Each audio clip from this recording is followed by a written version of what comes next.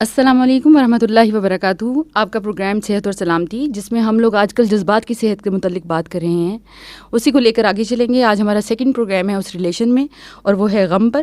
امید ہے مجھے کہ اس غم کا پروگرام سن کے بہت سارے غم دور ہو جائیں گے، اور میری دعا بھی اللہ سے یہی ہے. اس کا آغاز کرتے ہیں. نحمدہ و نصلی علی رسول الکریم، اما بعد، فاعوذ باللہ من الشیطان الرجیم، بسم اللہ الرحمن الرحیم. ربی اشرح لی صدری ویسر لی امری واحلل عقدۃ من لسانی یفقہوا قولی. ایک جذبہ خوشی جس کا ہم نے پچھلے پروگرام میں اس کے اوپر بات کی تھی، لیکن آج ہم آغاز کرتے ہیں غم کے متعلق. اور سب سے پہلے کسی بھی چیز کا جب آغاز کیا جاتا ہے تو میرے خیال میں اس کی ڈیفینیشن، اس کی تعریف ہمیں پتہ ہونا ضروری ہے. غم، جس کو انگلش میں گریف کہتے ہیں، اس کا ایک مطلب ہوتا ہے بہت زیادہ ذہنی دباؤ، شدید دھچکا، کسی چیز کا یا کسی چیز کا ہمارے سے شدید نقصان ہو جانا، یعنی ہم سے دور ہو جانا. شارپ سورو، پینفل ریگریٹ، یہ سب جو ہے غم کی ڈیفینیشن میں ہی آتا ہے. یہ تمام ڈیفینیشن سامنے رکھتے ہوئے اگر دیکھا جائے نا، تو زندگی کی حقیقت میں جو سب سے بڑا غم کسی بھی انسان کو پیش آ سکتا ہے وہ موت ہے. ایک تو اپنی موت ہے نا، اپنی موت پہ انسان غم نہیں کرتا، نہ منا سکتا ہے، کیونکہ اب تمام ایسی سچویشنز جو اس کے جذبات کو اوپر نیچے کر سکتی تھیں وہ ختم ہو گئی. لیکن کسی کی موت ہمارے لیے شدید غم کا باعث ہوتی ہے. اور ایک طرح سے دیکھا جائے تو موت نہ صرف غم کا باعث ہوتی ہے، بلکہ اس کے اندر ایک اور چیز جو بہت زیادہ چھپی ہوئی کہہ سکتے ہیں یا ہمارے لیے تکلیف کا باعث ہوتی ہے، وہ ایک مکمل جدائی ہوتی ہے اس ہستی سے جس سے شاید ہم بہت زیادہ محبت کرتے ہوتے ہیں. اور یہ غم کس کس کا غم ہو سکتا ہے؟ یہ موت کا غم انسان کی اولاد کا غم ہو سکتا ہے، اس کے والدین کا غم ہو سکتا ہے، اس کے شوہر یا اس کی بیوی کا غم ہو سکتا ہے، یعنی کوئی بھی ایسا رشتہ، کسی دوست کا، یعنی کوئی بہت پیارا دوست اگر ہم سے جدا ہو جائے اور دوبارہ ملنے کا کوئی اب راستہ نہ رہے، تو یہ چیز بھی انسان کے لیے غم کا باعث بن جاتی ہے. غم اس کے علاوہ بھی ہیں. اگر دیکھا جائے جب بیمار ہوتے ہیں یا کوئی اپنا بیمار ہوتا ہے یا کوئی دوسرا بھی بیمار ہوتا ہے، تو کسی کی بیماری بھی انسان کے لیے غم کا باعث بن جاتی ہے. اس کے علاوہ نوکری کا نہ ملنا، اس کے علاوہ اولاد کا نہ ہونا، امتحان میں ناکامی ہو جانا، یعنی یہ مختلف طرح کے دنیا میں انسان غم گزارتا ہے، غم ہوتے ہیں. لیکن دیکھا جائے تو موت کے علاوہ ہر سچویشن ریلیٹیو ہے، کیونکہ بیماری ہے تو شفا بھی رکھی اللہ نے. کوئی حدیث میں آتا ہے کہ نبی صلی اللہ علیہ وآلہ وسلم نے فرمایا کہ موت کے علاوہ کوئی چیز ایسی نہیں ہے جس کی شفا نہیں ہے. اسی طرح سے ناکامی ہے تو کامیابی بھی رکھی اللہ نے، لیکن اس کے اندر دو چیزیں ہیں، محنت اور توکل. اچھا، یہاں میں ایک بات تھوڑی ایکسپلین کر دوں. آج سوسائٹی میں جب ہم موو کرتے ہیں نا، تو بہت سارے لوگوں کی پریشانیاں نظر آتی ہیں، غم نظر آتے ہیں، اور وہ کہتے ہیں ہم پریشان ہیں، ہم غمگین ہیں. محنت اور توکل، یہ بہت اہم دو چیزیں ہیں جو کسی کامیابی کا راستہ بنتے ہیں. محنت اور توکل میں ان دو چیزوں میں کیا ہے کہ do your best and leave the rest to God. لیکن میں نے دیکھا کہ لوگوں کی ایک تعداد ایسی بھی ہے جو سب کچھ محنت کو ہی سمجھ لیتے ہیں، اور محنت کرتے کرتے کرتے ان کی محنت ان کے لیے غم کا باعث بھی بن جاتی ہے، کیونکہ وہ بھروسہ اللہ کی بجائے اپنی محنت پر کرنے لگ جاتے ہیں، اسباب پر کرنے لگ جاتے ہیں. ایک بات اللہ نے بھی ہمارے لیے رکھی ہے، لا یکلف اللہ نفسا الا وسعہا، اور یہ حقیقت ہے کہ ہر ایک کی وسعت اس کا مکلف مختلف ہوگا، اسی لیے اس سے پوچھ بھی مختلف ہوگی. تو محنت کرنی ہے، ضرور کرنی ہے، لیکن محنت کرنے کے بعد بھروسہ کس پہ کرنا ہے؟ اللہ کی ذات پر. نہ اپنی محنت پر بھروسہ کرنا ہے، نہ انسانوں پر کہ وہ ہماری کامیابی کا باعث بن سکتے ہیں. تو یہ محنت اگر توکل کے بغیر ہو جائے تو یہ بھی انسان کے لیے پریشانی کا باعث بن جاتی ہے. اس کے بعد اگلی بات اگر اس سے ریلیٹڈ دیکھی جائے تو موت کے علاوہ ہر حالت اور ہر سچویشن کو ریلیٹیوٹی کے ساتھ اگر دیکھا جائے تو غم ہلکا ہو جاتا ہے، اور اس کو ڈیل کرنا بھی آ جاتا ہے، اور اس غم سے گزرنا بھی آ جاتا ہے. زیادہ تر ہم غم کیا محسوس کرتے ہیں؟ اگر کام ہماری مرضی کے مطابق نہ ہو. یہ میں ایک اس غم کی بات کر رہی ہوں جو میرے خیال میں آج ہمارے زیادہ تر غم اسی سے متعلق نظر آتے ہیں. مثال کے طور پر آپ بچوں کو دیکھیں یا آج یوتھ کو دیکھیں، مطلب اگر والدین بچے کو موبائل نہ لے کر دے رہے ہوں تو وہ غمگین ہو جاتے ہیں. ہے تو صحیح نا، یہ ان کا غم ہے. اسی طرح سے یوتھ میں اکثر یہ بھی کہا جاتا ہے کہ مجھے اپنے دوستوں کے ساتھ باہر جانے نہیں دیا جاتا، اس ٹائم پر جانے نہیں دیا جاتا جس میں ہم جانا چاہتے ہیں. پھر یہ بھی بچے کہتے ہیں کہ اپنی جوانی میں تو سارے کام کر لیے، لیکن ہمیں ان باتوں سے روکا جاتا ہے. تو یہ بھی ایک غم ہے. اب اسی طرح سے امتحان میں اگر ناکامی تھی تو ناکامی ایک غم تھا، لیکن پھر اس کے بعد اگلا غم کیا آ جاتا ہے؟ ریگریٹ، کہ پیچھے جو تھا، جو میں نے کیا وہ محنت کر لیتا تو پاس ہو جاتا، اب پچھتاوا لگ گیا، ریگریٹ۔ ابھی بات کی تھی نا ہم نے کہ غم کی ڈیفینیشن میں ریگریٹس جو ہیں یہ بھی غم میں آتے ہیں، شارپ سورس بھی آتے ہیں اور شدید نقصان بھی آتا ہے۔ اللہ تعالیٰ نے قرآن پاک میں فرمایا کہ ہم تمہیں آزمائیں گے، کس کس چیز سے؟ ایک تو یہی کہ اللہ تعالیٰ جب آزماتا ہے تو وہ پھلوں کی کمی کا غم ہو سکتا ہے، وہ انسان کی فائنینشیل ریسورسز کی کمی کا غم ہو سکتا ہے، وہ کسی کی موت کا غم ہو سکتا ہے، اور خوف سے بھی اللہ تعالیٰ غمگین کرتا ہے۔ لیکن اگر یہ کمپیریزن ہم نبی صلی اللہ علیہ وسلم کی زندگی سے تھوڑا کرتے چلے جائیں اور اس کے ساتھ ساتھ صحابہ کو دیکھیں تو کچھ اور باتیں بھی سمجھ میں آتی ہیں۔ آپ دیکھیں جب نبی صلی اللہ علیہ وسلم 40 سال کے جب ہوئے اور غار حرا میں جا کر غور و فکر کرتے تھے، تو اس وقت آپ صلی اللہ علیہ وسلم پر جب اللہ نے وحی کو نازل کیا تو نبی صلی اللہ علیہ وسلم کا غم کیا ہو گیا کہ لوگوں تک اس دین کو کیسے پہنچاؤں۔ جب آپ نے لوگوں کو دین کی دعوت دی تو غم کیا ہو گیا کہ یہ سب اس کو قبول کر لیں اور اپنے آخرت کے عذاب سے بچ جائیں۔ نبی صلی اللہ علیہ وسلم جنگ بدر میں جب مسلمانوں کی تعداد صرف 313 تھی اور اسلحے میں صرف آپ صلی اللہ علیہ وسلم کے اس پورے قافلے کے اندر 2 اونٹ 1 گھوڑا۔ اب آپ یہ دیکھیے کہ آپ صلی اللہ علیہ وسلم کا اس وقت غم کیا تھا کہ آپ 2 نفل پڑھ رہے تھے اور گریہ زاری کر رہے تھے اور اللہ سے رو رو کر دعائیں کر رہے تھے کہ اللہ اگر آج اس مٹھی بھر مسلمانوں کو تو نے اپنی رحمت اور اپنی بخشش سے یعنی اس قابل نہ بنایا کہ یہ اس جنگ کو جیت سکے تو تیرا نام لینے والا کوئی نہ رہے گا۔ اس وقت نبی صلی اللہ علیہ وسلم اتنا رو رہے تھے، اتنے غمزدہ تھے کہ پیچھے سے حضرت ابو بکر صدیق آئے اور وہ آپ صلی اللہ علیہ وسلم کو اس حالت میں دیکھ نہ پا رہے تھے۔ انہوں نے پیچھے سے ان کو چادر لپیٹی اور ان کو حق کر لیا کہ آپ کتنی گریہ زاری کریں گے۔ آپ صلی اللہ علیہ وسلم کا غم دیکھیں ذرا۔ آپ صلی اللہ علیہ وسلم کے غم کیا تھے؟ جنگ احد میں مسلمانوں کو جو فتح اصل میں ہونے والی تھی وہ ناکامی میں بدل گئی، اور اس کی وجہ ہم جانتے ہیں کہ کچھ صحابہ نے نبی صلی اللہ علیہ وسلم کی بات نہ مانی، اور پھر اس میں ایک غم یہ بھی ہوا کہ نبی صلی اللہ علیہ وسلم کے جو دندان مبارک تھے وہ شہید ہوئے، آپ کو تکلیف پہنچی، اور کچھ ٹائم کے لیے یہ خبر بھی مشہور ہو گئی کہ نبی صلی اللہ علیہ وسلم کا انتقال ہو چکا ہے۔ یہ تمام چیزیں صحابہ کے لیے انتہائی ڈپریشن کا باعث بنی، غم کا باعث بنی، لیکن جب انہوں نے ریئلائز کر لیا کہ ان سے نافرمانی ہوئی ہے، ان سے غلطی ہوئی ہے، تو انہوں نے فوراً اللہ سے رجوع کیا اور معافی مانگنا شروع کر دی۔ اسی جنگ میں نبی صلی اللہ علیہ وسلم کے چچا حضرت حمزہ بھی شہید ہوئے، جو انتہائی بہادر آپ صلی اللہ علیہ وسلم کے چچا تھے اور بہت زیادہ پروٹیکشن دیتے تھے نبی صلی اللہ علیہ وسلم کو۔ جب مسلمانوں پر اس وقت غم کا یہ وقت آیا تو انہوں نے اللہ سے معافی مانگی، توبہ کی، تو وہ غم ہلکا ہو گیا، اور اللہ نے ایک فزیکل اسپیکٹ بھی اس وقت ان کی مدد کا کیا، اور وہ کیا تھا کہ اللہ تعالیٰ نے ان پر ایک اونگ نازل کر دی۔ آپ دیکھیں جب انسان سو جاتا ہے تو وہ سارے جذبات کی کیفیات سے نکل جاتا ہے، اور غم کی حالت میں وہ سونا ایک رحمت بن جاتا ہے۔ تو اللہ تعالیٰ نے انسانوں کو اس وقت وہ جو مسلمانوں کو اونگ عطا کی تھی وہ اللہ کی ایک نعمت تھی، لیکن کب یہ نعمت آئی؟ جب انہوں نے ریئلائز کیا اور اللہ سے معافی مانگی۔ اب یہ غم تو تھے اللہ کے رسول اور صحابہ کے، لیکن اگر آج ہم اپنے غم دیکھیں تو آج ہمارے جتنے بھی غم ہیں، یا ہماری اولاد سے متعلق ہیں، نوکری سے متعلق ہیں، رشتہ داروں سے متعلق ہیں، اور ان سے ہمیں نجات حاصل کرنے کا طریقہ بھی سمجھ نہیں آتا۔ اگر یہ غم ہمارے اندر ہمارے رشتوں میں موجود ہیں تو ہمیں ان غموں کو محسوس کرنے کے ساتھ ساتھ اس سے نکلنے کے لیے بھی تو سوچنا ہے نا۔ لیکن سوچنا کیا ہے کہ راستہ کیا ہے، اور وہ غم سے نکلنے کا راستہ یہی ہے کہ ہم اپنے عمل پر غور کریں اور اللہ سے معافی مانگ کر اپنے عمل کو نبی صلی اللہ علیہ وسلم کی سنت کے مطابق کریں۔ یہ وہ غم ہے جو پرسنلی ہم فیل کرتے ہیں۔ میں نے اس وقت یہ جان بوجھ کر تو نہیں کہہ سکتے، لیکن حقیقت یہی ہے کہ چونکہ ہمارا غم امت کا غم ہے ہی نہیں، لیکن کچھ اور غم ہیں جن کو ہم اجتماعی غم کہہ سکتے ہیں۔ جیسے آپ دیکھیے کہ ایک حدیث میں آتا ہے کہ جب اللہ تعالیٰ کا عذاب نازل ہوتا ہے تو انسان کے اوپر آسمانی، زمینی اور بندوں کو، ایسے ظالم بندوں کو مسلط کیے جانے کا غم ہو سکتا ہے۔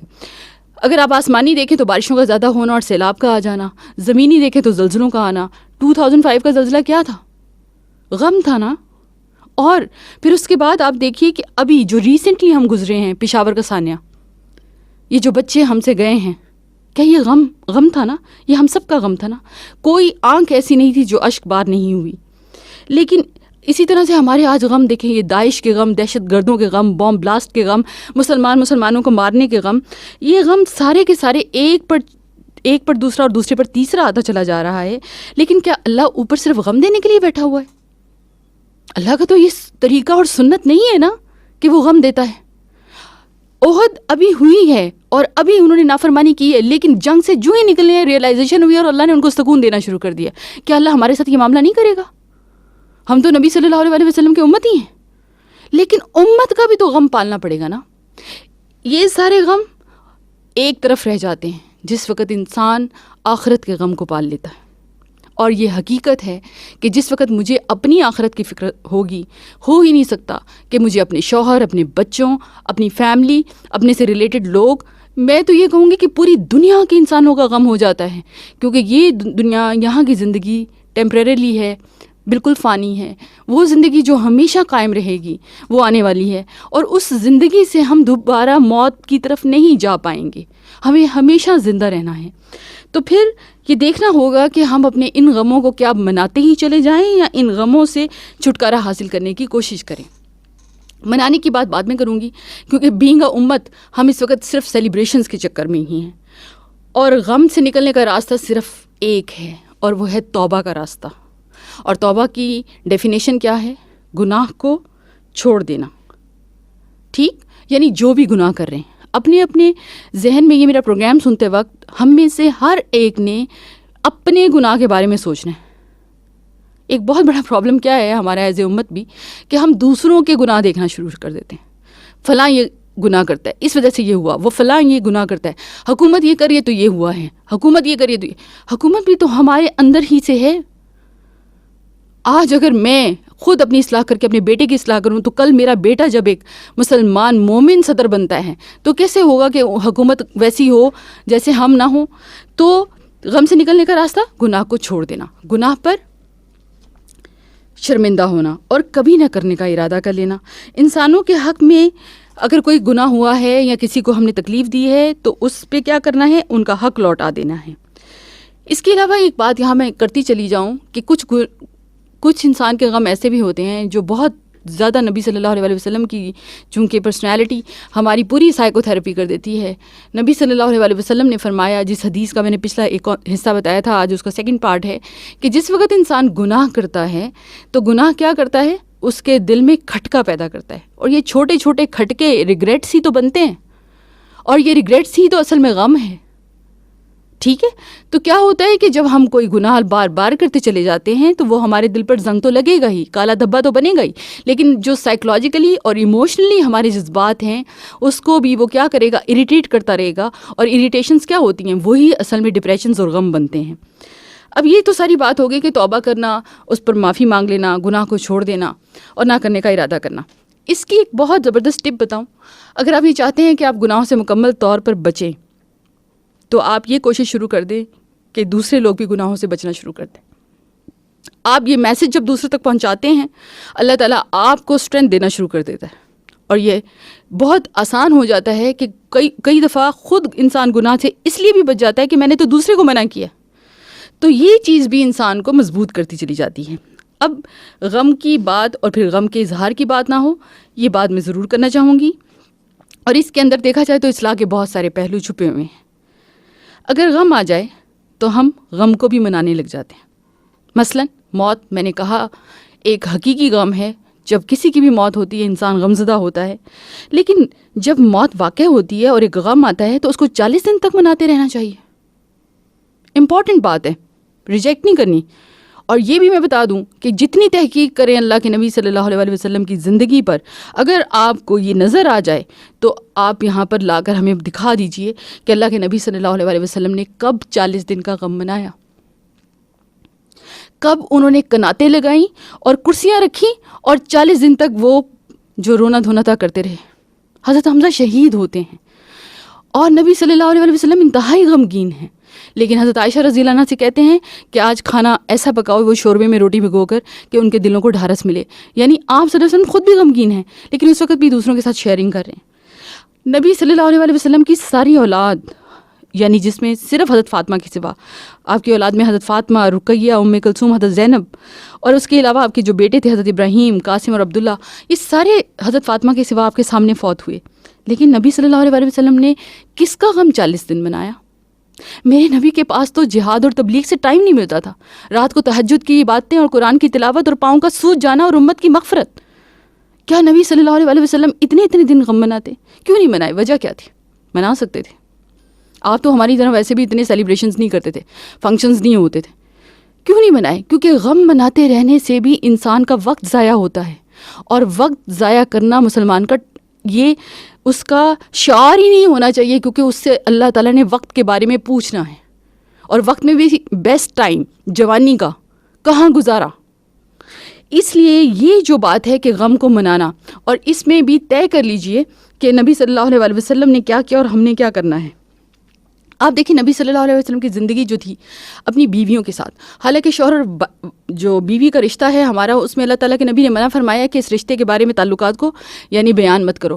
لیکن آپ صلی اللہ علیہ وسلم نے اپنی زندگی سے متعلق، اپنی بیویوں سے متعلق ہمیں سب کچھ بتا دیا تاکہ ایک گائیڈ لائن مل جائے. اس سے بڑی کوئی بات قربانی ہو سکتی ہے؟ اپنی پرائیویسی کو شیئر کر دیا، اور نبی صلی اللہ علیہ وسلم کو کے طریقوں کو ہم نے اہمیت ہی دینا چھوڑ دی. ہم نے ان کو اپنے لیے سمجھا ہی نہیں کہ وہ ہمارے لیے ہے. وہ تو چونکہ نبی تھے، 1400 سال پہلے تھے، تو وہ تو کرتے تھے، ہم تو ان کے پیروں کی خاک بھی نہیں. یہ کیسی جسٹیفیکیشن ہے؟ اور پھر اس سے بھی آگے اگر دیکھا جائے تو کیا ہے، مزید یہ جو وجل کی بات ہونے لگی ہے. اب کوئی فوت ہوتا ہے تو ساتھ چراغ اور موم بتیاں جلانے لگ گئے ہیں. یہ ٹھیک ہے؟ یہ سوچنا ہے. وہ نبی جو اپنی امت کے لیے کہتے ہیں کہ جب کوئی فوت ہو جائے تو اس کے ساتھ آگ نہیں لے کر جانا، حرام کر دیا.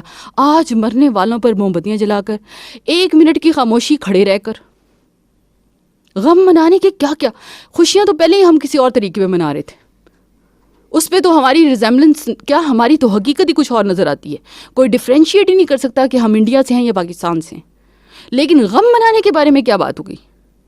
اب اس میں ہم کس کے ساتھ اس کو ریزیمبل کریں گے؟ نبی صلی اللہ علیہ وسلم جنگ بدر سے واپس آتے ہیں، ایک جنگ سے واپس آتے ہیں، اور آپ صلی اللہ علیہ وسلم کی جو بیٹی ہیں وہ فوت ہو چکی ہیں. ان کے غسل کا سامان ہوتا ہے اور دفنانے کے لیے کفن نہیں ہے، اور نبی صلی اللہ علیہ وسلم اپنی چادر دیتے ہیں. اور آج ہم دیے اور بتیاں مرنے والوں پر جلا رہے ہیں. کون سوچے گا ان باتوں کو؟ وہ اللہ جو قرآن میں فرماتا ہے، قل ان کنتم تحبون اللہ فاتبعونی، اگر تم اللہ سے محبت کرتے ہو تو کس کی پیروی کرنی ہے؟ اللہ نے اپنی پیروی نہیں، اپنے رسول کی پیروی کرنے کو کہا. رسول کی پیروی تو نہ خوشیوں میں منائی اور نہ اب غموں میں منائی جا رہی ہے. آخر اس رسول کی پیروی کس سیکشن میں منائی جائے گی؟ مجھے ذرا اس کا آنسر چاہیے. آپ نے اس کو سوچ کر مجھے بتانا ہے کہ خوشی میں تو ہم نے نہیں منائی، خوشیاں تو ہم اپنے طریقے سے منائیں گے کیونکہ جو ہمیں پتہ ہے وہ تو کسی کو نہیں پتا. لیکن غم بھی ہم نبی صلی اللہ علیہ وسلم کے طریقے سے نہیں منائیں گے. اس کے لیے بھی نئے نئے سٹائل اور فیشنز آ گئے. تو پھر کس طرح امتی ہیں، کس طرح فتبعونی ہیں، کس طرح قل ان کنتم تحبون اللہ ہے؟ اور فتبعونی کے بعد بھی اللہ تعالیٰ یہ کہتے ہیں کہ میں تمہارے گناہوں کو معاف کر دوں گا، تم میرے رسول کی پیروی کرو، میں تمہارے گناہوں کو معاف کر دوں گا. تو یہ گناہوں کی معافی کیسے ہوگی؟ کیا we are sure about it کہ ہم سے کوئی گناہ نہیں ہوتا؟ یا کیا ہمیں یقین ہے کہ ہمیں گناہوں کی معافی نہیں چاہیے؟ ہمارے نمبر پہلے ہی بہت زیادہ ہیں. تو پھر نبی صلی اللہ علیہ وسلم کو رول ماڈل جو بنانا ہے، اس کو کس میں بنانا ہے؟ نہ خوشی میں، نہ غم میں، نہ دنیا میں، نہ آخرت میں. تو یہ ہمیں بہت ناز ہے کہ نبی صلی اللہ علیہ وسلم کی شفاعت ہمیں نصیب ہو جانی ہے. یہ ناز کرنے سے اگر ہوتا تو صحابہ کو پھر زیادہ ہوتا. پھر صحابہ زیادہ آپ صلی اللہ علیہ وسلم کے فالوور تھے اور زیادہ محبت کرنے والے تھے. پھر وہ اس کام کو کب کا چھوڑ چکے ہوتے. لیکن جو محبت اور فالو کرنے والے تھے انہوں نے اپنی زندگیاں قربان کر دی اس دین کی راہ پر. اگر غم کے وقت بھی امتی نہیں نظر آئیں گے تو کون سی اور سچویشن ہوگی جس کے اندر ہم یہ کہیں گے کہ اللہ تعالیٰ جو ہے وہ ہمارے سارے جو ہمارے پرابلمس ہیں اس کو سالو کر دے گا اور ہم اللہ کے نبی کے فالوورز ہیں. قیامت کے دن ایک بات کہنے کو آتی ہے کہ ہر شخص اپنی جان بچانے کے چکر میں ہوگا. ایون پیغمبر بھی کہیں گے نفسی نفسی. لیکن ہمارے نبی صلی اللہ علیہ وسلم کیا کہیں گے؟ امتی امتی. یہ رسول اللہ صلی اللہ علیہ وسلم کا امت کے لیے اتنا فکر مند ہونا، اتنا پریشان ہونا. لیکن امت کی آج نبی سے ریلیشن میں کمی کو دیکھیں کہ کہیں طریقے کے اوپر چلنے کے لیے نہ خواہش ہے، نہ کوشش ہے، نہ علم ہے، نہ عمل ہے، اور اس کے اوپر اتنا یقین ہے کہ جنت ہمارا انتظار کر رہی ہے. تو غم آ جاتے ہیں، غم ہوتے ہیں، لیکن غموں کو بلانا نہیں چاہیے. جب غم آ جائے تو طریقہ کیا ہوگا؟ طریقہ کیا ہوگا کہ ہم غم پر اللہ سے کیا کہیں؟ انا للہ و انا الیہ راجعون، اللہم آجرنی فی مصیبتی واخلف لی خیرا منہا. اور یہ دعا نبی صلی اللہ علیہ وسلم نے ام سلمہ کو سکھائی. ام سلمہ کو جب بتایا ان کے ہسبینڈ کا انتقال ہوا تھا. انہوں نے جب یہ دعا سیکھی تو انہوں نے کہا کہ اس دعا کا مطلب یہ ہے کہ سب کچھ اللہ کے لیے اور ہم سب کو اللہ ہی کی طرف لوٹ کر جانا ہے, اور جو بھی نقصان مجھ سے ہوا ہے اللہ اس کا مجھے بہترین متبادل دے. تو ام سلمہ سوچنے لگی کہ آخر مجھے میرے شوہر سے زیادہ, اتنا اچھے شوہر سے زیادہ کون سا متبادل مل سکتا ہے. تو آپ کو پتہ ہے کیا ہوا ان کے ساتھ؟ ان کی شادی نبی صلی اللہ علیہ وآلہ وسلم سے ہوئی. غم کا اظہار سنت پر, جب پریشانی آ جائے, اور ہم انا للہ صرف مرنے پر کرتے ہیں. جو بھی پریشانی اور غم آ جائے انا للہ و انا, چوری ہو گئی ہے, گاڑی چوری ہو گئی ہے, زیور چوری ہو گیا ہے, کوئی بھی نقصان ہو سکتا ہے, چھوٹے سے چھوٹا اور بڑے سے بڑا. تو طریقہ سنت کا کیا ہے کہ اس غم کا اظہار بھی انا للہ و انا الیہ راجعون. اور پھر یہ کہ اللہ تعالیٰ سے اس وقت صبر مانگا جائے. صبر سے مراد یہ نہیں کہ رو نہیں سکتے, رونا اظہار ہے غم کا, اور یہ جائز چیز ہے. یہ تو ہمارے نبی نے بھی کیا. نبی صلی اللہ علیہ وآلہ وسلم کے جس وقت بیٹے کا انتقال ہوا تو ان کو آپ نے گود میں اٹھایا ہوا تھا اور آپ کی آنکھوں سے آنسو بہہ رہے تھے, لیکن آپ کیا فرما رہے تھے؟ آپ اس وقت صحابہ نے کہا یا رسول اللہ علیہ وسلم آپ رو رہے ہیں؟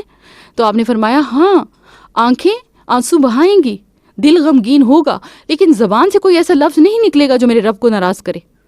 تو اس کا مطلب کیا ہوا کہ رونا جائز ہے, لیکن یہ بات یاد رکھیے کہ اس کے دوران ایسے الفاظ منہ سے نکالنا جو اللہ کی مرضی کے خلاف ہوں وہ جائز نہیں ہوں گے, اس پر انسان کی پکڑ ہوگی. اور صبر کے بارے میں اللہ تعالیٰ کے نبی نے فرمایا کہ صبر وہی ہے جو پہلی چوٹ پر کیا.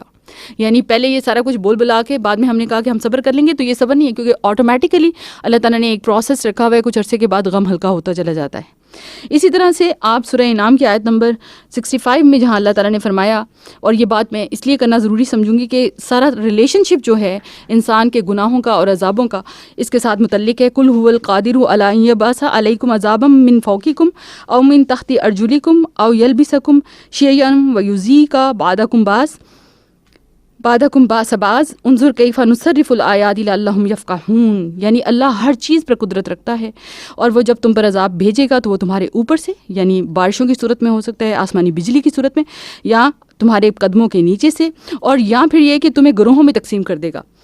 اور گروہوں میں تقسیم کر کے اللہ تعالیٰ کیا کرے گا کہ وہ گروہ اور فرقہ واریت, یہ غم بھی ہم دیکھ رہے ہیں, اور پھر اللہ تعالیٰ تمہارے پاس آیات کو کیا کرتا ہے, پھیر کر لاتا ہے. یہ سارا کچھ ہو گیا. ایک بات اور کہ جب ہم اللہ کی بات کو نہیں مانیں گے تو اللہ اس چیز کا وہ نہ صرف کرنے والا ہے, مالک ہے, قادر ہے, مطلق ہے, وہ جب چاہے پھر انسانوں کو اس عذاب میں مبتلا کر دے. اب جتنا بھی سب ہمارے حالات جس چیز سے بھی ہم گزرتے ہیں, ان سب سے گزرنے کے ساتھ ساتھ اگر انسان رضیت باللہ ربن ہو جائے تو سارے غم چلے جاتے ہیں. اور وہ کیسے کہ جو بھی اللہ ہمارے اوپر ہمیں نعمت عطا کرتا ہے اس کا شکر کریں, الحمدللہ کہیں. جو مشکل ہم پر آ جائے ہمارے اپنے عمل کی وجہ سے آ جاتی ہے, ہمارے اپنے اخلاق کی وجہ سے آ جاتی ہے, لیکن اس کا حل بھی کیا ہے کہ ہم اللہ کی رضا میں اپنی رضا کو کر لیں. اللہ کی رضا میں راضی ہو جانے سے سارے غم دور ہو جاتے ہیں. ایک بزرگ سے کسی نے پوچھا کہ ذرا بتائیے تو صحیح آج کل نظام کیسا چل رہا ہے, تو کہنے لگے جو چاہتا ہوں وہی ہوتا ہے. تو کسی دوسرے نے کہا کہ یہ کیسی باتیں کر رہے ہیں, نعوذ باللہ شرک کر رہے ہیں. تو انہوں نے کہا کہ جو میرا رب چاہتا ہے وہی میری رضا ہوتی ہے. اس شعر پہ میں اس پروگرام کا اختتام کرتی ہوں. اس سے پہلے کہ یہ دنیا مجھے رسوا کر دے, اے اللہ سے دعا کریں, اے میرے اللہ اس سے پہلے کہ یہ دنیا مجھے رسوا کر دے تو میرے جسم میری روح کو اچھا کر دے. یہ حالت اپنی جو میں نے خود بنائی ہے, مگر جیسا تو چاہتا ہے اب مجھے ایسا کر دے. میرے ہر فیصلے میں تیری رضا ہو شامل, جو تیرا حکم ہو وہ میرا ارادہ کر دے. آمین. اللہ ہمیں توفیق عطا فرمائے کہ ان تمام چیزوں کو بہترین طریقے سے کر سکیں. یہ 2-3 سوال تھے میں شیئر کرنا چاہ رہی تھی, آپ لوگوں نے مجھے بھیجے ہیں. ندیم صاحب ہیں, ندیم روبی, میرے لیے دعا کیا کریں پلیز. ندیم, اللہ تعالیٰ آپ کی دعاؤں کو, ساری جائز خواہشات کو قبول کرے اور آپ کو صراط مستقیم کے ساتھ آخرت کی کامیابی عطا کرے. عمران سرور صاحب ہیں, میڈم معافی کی خاص دعا بتا دیں. معافی کے لیے سب سے بڑی بات یاد رکھیں, اندر کی سچائی. اگر سچی توبہ اور معافی دل میں پیدا ہو گئی ہے تو منہ سے جو کلمہ نکلے گا میرے رب کے ہاں منظور ہے, لا الہ الا انت سبحانک انی کنت من الظالمین استغفر اللہ. صرف اتنا بھی کہ کہیں گے اور سچے دل سے کہیں گے اور وہ 3 شرائط کے ساتھ, تو انشاءاللہ اللہ قبول کرنے والا ہے. عمران سرور پوچھ رہے ہیں کہ میڈم وہ کون کون سے گناہ ہیں جن کی معافی نہیں ہے؟ کوئی گناہ بھی نہیں ہے جس کی معافی نہیں ہے، کیونکہ واللہ اللہ کی ذات جو ہے وہ ہماری جیسی نہیں ہے، وہ رحمان الرحیم ہے. توبہ کی شرائط کے ساتھ سچائی ہونی چاہیے، پھر انشاءاللہ اللہ پہ اچھا گمان اور امید رکھنے کی ضرورت ہے. اور شرک وہ گناہ ہے اگر اس پہ معافی نہیں، مطلب معافی مانگ لی شرک پہ بھی تو معاف ہو جائے گا، یہ بات یاد رکھیے. شرک معاف ہو جائے گا اگر مانگ لی زندگی میں معافی، لیکن مرنے کے بعد اس پہ معافی نہیں ملنی. اسی طرح عمران سرور صاحب، میڈم کیا کلونجی کو سالن میں استعمال کر سکتے ہیں؟ اس کے علاوہ کلونجی کو کیسے استعمال کیا جا سکتا ہے؟ بالکل کر سکتے ہیں، سالن میں کیوں نہیں کر سکتے. اور ویسے نہار منہ کھائیں، انشاءاللہ ہر بیماری سے شفا ہے اس کے اندر. تو یہ تھے آپ کے سوال. مجھے اجازت دیجیے آپ کے پروگرام سے، صحت اور سلامتی سے، اور انشاءاللہ نیکسٹ پروگرام اگلے ہفتے یا اس سے اگلے انشاءاللہ ٹینشن پہ ہوگا، جو کہ ٹینشن تو بہت ہی سارے ہمارے زندگی میں ہیں، اللہ ہمیں ان سے محفوظ فرمائے. مجھے اجازت دیجیے ڈاکٹر روبینہ شفیع، صحت اور سلامتی سے. السلام علیکم ورحمۃ اللہ وبرکاتہ. سبحانک اللہم و بحمدک، نشہد ان لا الہ الا انت، نستغفرک و نتوب الیک.